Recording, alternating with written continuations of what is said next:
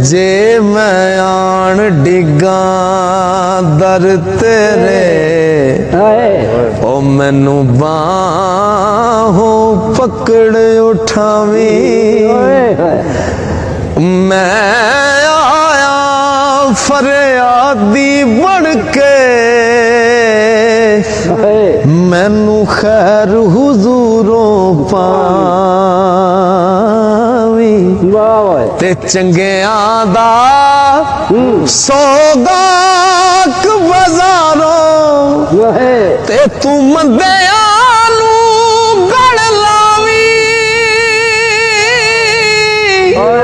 आज़म वेखी